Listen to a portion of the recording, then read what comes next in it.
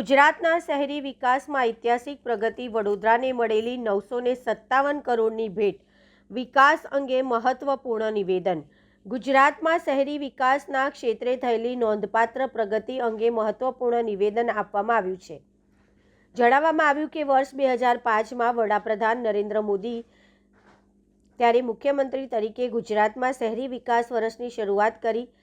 તે સમયગાળામાં સમગ્ર રાજ્યનું કુલ બજેટ માત્ર 500 કરોડ રૂપિયા હતું।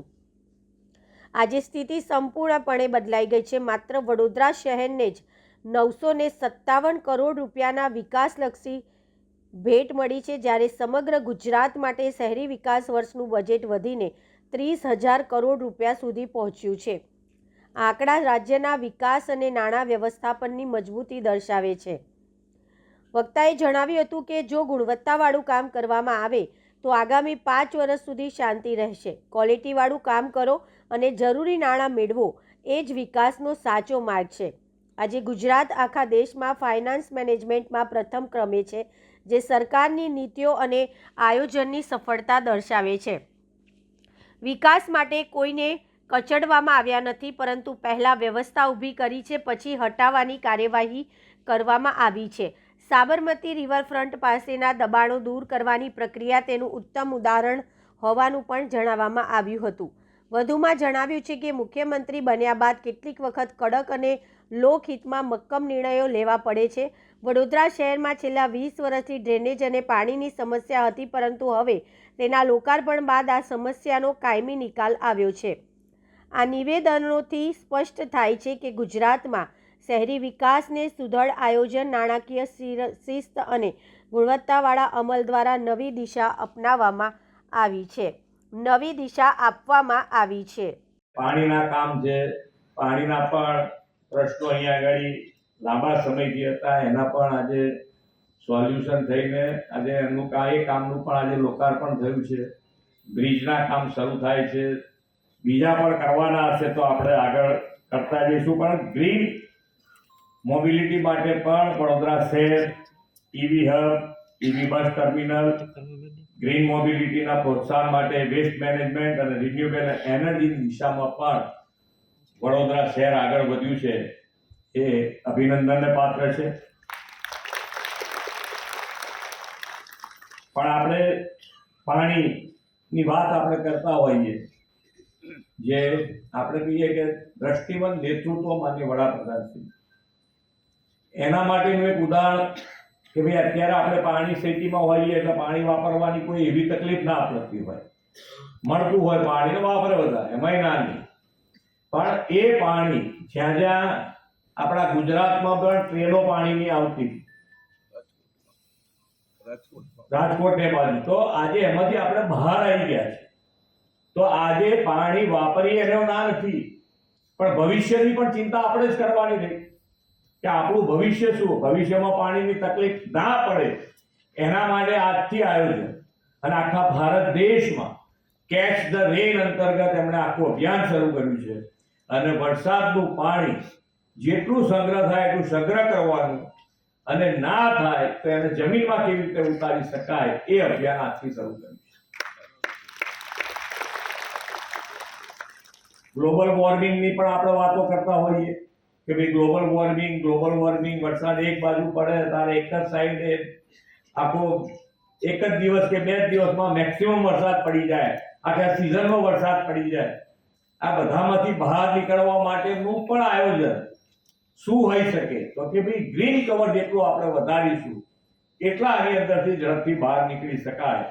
તો એના માટેનું પણ અભિયાન એક પેડ માં કે નામ શરૂ કરાયું છે। તો એના માટે પણ આપણો પ્રયત્ન હોવો જોઈએ કે આપણે એક ઝાડ જ્યાં જગ્યા મળે ત્યાં આપણે ઉગાડવું જોઈએ। તો જ આ બધા જે પ્રશ્નો ભવિષ્યમાં આવી શકે છે, ભવિષ્યમાં વધારે આપણને હેરાન કરી શકે છે, એનું આજથી આપણે પ્લાનિંગ કરીને આગળ વધીશું। તો જ આપણે જે વિકસિત ભારતનું જે માન્ય વડાપ્રધાનશ્રીનું સપનું છે એને પૂર્ણ કરવા માટે ગુજરાત લીડ લે, અને ગુજરાત જ્યારે લીડ લઈ શકે કે આપ સૌ સાથે મળીને આગળ વધો, આપણે સૌ સાથે મળીને આગળ વધીએ, એ જ અભ્યર્થના સાથે વિરમું છું। ભારત માતા કી જય, વંદે માતરમ, જય જય ગરવી। શહેરીકરણ અને ક્લાઇમેટ ચેન્જની વચ્ચે જ્યારે અર્બન લોકલ બોડી વડોદરા મહાનગરપાલિકા એ વિકાસના નવા આયામો સર કરી રહી છે એ ખરેખર પ્રશંસનીય છે. આજે વડોદરા મહાનગરપાલિકા દ્વારા 957 કરોડ રૂપિયાના લોકાર્પણ અને ખાતમુહૂર્તના કામોનો આજે પ્રસંગ રાખવામાં આવ્યો હતો, જેમાં ગુજરાતના મૃદુ અને મક્કમ, નિર્ણાયક, સંવેદનશીલ, લોકલાડીલા મુખ્યમંત્રી શ્રી ભૂપેન્દ્રભાઈ પટેલ, દર્શનાબેન વાઘેલા કે શહેરી વિકાસ અને ગૃહ નિર્માણના રાજ્યકક્ષાના મંત્રી, મહિલા બાળ વિકાસ મંત્રી એવા શ્રીમતી મનીષાબેન વકીલ, શહેરના પ્રથમ નાગરિક પિંકીબેન સોની, શ્રી બાળુભાઈ શુક્લા, તમામ ધારાસભ્યશ્રીઓ જિલ્લા અને શહેરના અને કોર્પોરેશનના પદાધિકારીઓ, કમિશનર અને ડેપ્યુટી કમિશનરની હાજરીમાં આજે આ લોકાર્પણ કાર્યક્રમ કરવામાં આવ્યો. ખાસ કરીને આજે જે વિકાસના કામો પ્રજા માટે ખાતમુહૂર્ત અને લોકાર્પણ કરવામાં આવ્યા છે, જેમાં ગટરના કામો, એસટીપીના કામો, ડબ્લ્યુટીપીના કામો, ઓવરહેડ ટેન્કના કામો, સ્વિમિંગ પુલના કામો, નવી વરસાદી ગટરના કામો, નવીન ડ્રેન નેટવર્કના કામો, નવીન પાણીની નળિકાઓના કામો, બુસ્ટરના કામો. એટલે કહી શકાય કે આગામી 2050 વર્ષ સુધીમાં જે વડોદરા શહેરની 50 થી 54 લાખની વસ્તી થવાની છે, ત્યારે જે જરૂર પડે કે 989 MLD એસટીપીની જરૂર પડે, એની સામે લગભગ આવનાર 1-2 વર્ષની અંદર 963 MLDની ક્ષમતા પૂરી થાય. એવી જ રીતે 2050માં 1495 MLD પાણીની જરૂર પડે અને આવનારા 2-2.5 વર્ષમાં આ ક્ષમતા આપણે પૂર્ણ કરી શકીએ. આજની તારીખ આપણી 660 MLDની ક્ષમતા છે. એટલે નવા WTP બને, ખાસ કરીને પૂર્વ વિસ્તારમાં પાણીની સમસ્યા હલ થાય, ઉત્તર વિસ્તાર પાણીની સમસ્યા હલ થાય. અનગઢ ખાતે 9 WTP બને, નિમેટા ખાતે 2 WTP બની રહ્યા છે, રાયકાનો WTP અત્યારે નિર્માણ હેઠળ છે.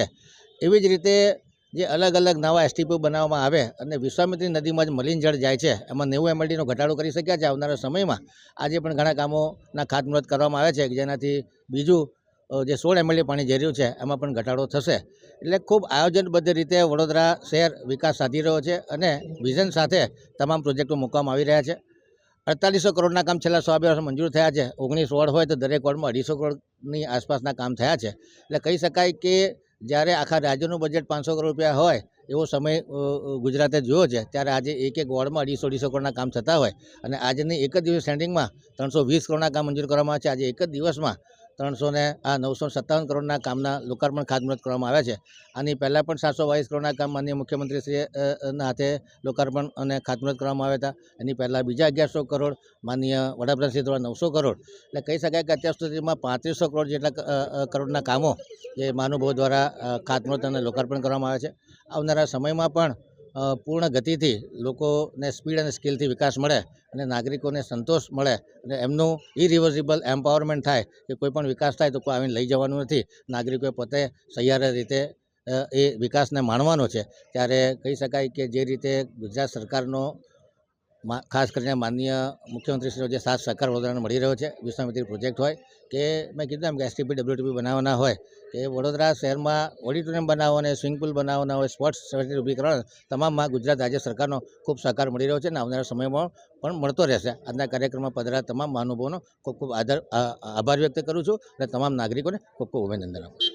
વડોદરા મહાનગરપાલિકા દ્વારા આજ રોજ લગભગ ₹957 કરોડના વિકાસના કાર્યોના ખાતમુહૂર્ત, શુભારંભ અને લોકાર્પણ આપણા પ્રત્યેક ગુજરાતીનું માન, સન્માન અને ગૌરવનું સરનામું એવા આપણા સૌના આદરણીય મુખ્યમંત્રી શ્રી ભૂપેન્દ્રભાઈ પટેલજીના વરદ હસ્તે, સાથે આ કાર્યક્રમમાં આપણા વડોદરા શહેરના જ માનનીય મંત્રી શ્રીમતી મનીષાબેન વકીલ, માનનીય મંત્રી શ્રીમતી દર્શનાબેન, ગુજરાત વિધાનસભાના દંડક શ્રી બાલુભાઈ શુક્લાજી અને સૌ ધારાસભ્યશ્રીઓ, કોર્પોરેશનના પદાધિકારીશ્રીઓ, મારા સૌ સાથી સભાસદશ્રીઓ, સૌએ સાથે મળી અને આ કાર્યક્રમમાં ભાગ લીધો. આપણે સૌ જાણીએ છીએ તેમ વડોદરા શહેર વિકાસની હરણફાળ ભરી રહ્યું છે. મેં મારા વક્તવ્યમાં પણ ઉલ્લેખ કર્યો તેમ છેલ્લા 2.5 વર્ષમાં લગભગ 4800 કરોડ એટલે કે 4800 કરોડ રૂપિયાના કામોના ખાતમુહૂર્ત, શુભારંભ અને લોકાર્પણ થયા છે. ત્યારે ક્યાંક ને ક્યાંક વડોદરા શહેરના 1919 વોર્ડમાં દરેક વોર્ડમાં આશરે 200 થી 250 કરોડના કામો, એમાંથી કેટલાક કામો થયા છે, કેટલાક કામો પ્રગતિ હેઠળ છે અને કેટલાક કામો આગામી સમયમાં આયોજન હેઠળ પણ છે. આ પ્રસંગે હું આદરણીય મુખ્યમંત્રી શ્રી ભૂપેન્દ્રભાઈ પટેલજીનો ખૂબ ખૂબ આભાર અભિવ્યક્ત કરીશ. આદરણીય વડાપ્રધાન શ્રી નરેન્દ્રભાઈ મોદીજીનું 2047 વિકસિત ભારતનું જે સ્વપ્ન છે અને આ સ્વપ્ન સાકાર કરવા માટે એમનું જે વિઝન છે અને વિઝનને મિશન બનાવી અને આદરણીય મુખ્યમંત્રી શ્રી ભૂપેન્દ્રભાઈ પટેલજી અને આદરણીય ડેપ્યુટી સીએમ સાહેબ એટલે કે નાયબ મુખ્યમંત્રી શ્રી હર્ષભાઈ સંઘવી એટલે ખરા અર્થમાં ટ્રિપલ એન્જિનની સરકાર જ્યારે સમગ્ર ગુજરાતના વિકાસને હરણફાળ ભરવા માટે પ્રયત્નશીલ છે, ત્યારે વડોદરા શહેર પણ ગુજરાતમાં અગ્રેસર રહે તે દિશામાં વડોદરા શહેરનું સૌ શીર્ષસ્થ નેતૃત્વ સાથે મળી અને આ કામોની રજૂઆત પણ કરવામાં આવે છે અને જે કામોના ખાતમુહૂર્ત જે શીર્ષસ્થ નેતૃત્વમાં થાય છે તે જ કામોના શુભારંભ અને લોકાર્પણ પણ આ જ નેતૃત્વના વરદ હસ્તે કરાવવામાં આવ્યા છે. આજ રોજ વડોદરા શહેરના સૌ કોઈને હું ખૂબ ખૂબ અભિનંદન પાઠવું છું. ₹957 કરોડના કામોના ખાતમુહૂર્ત, શુભારંભ અને લોકાર્પણ પ્રસંગે આભાર.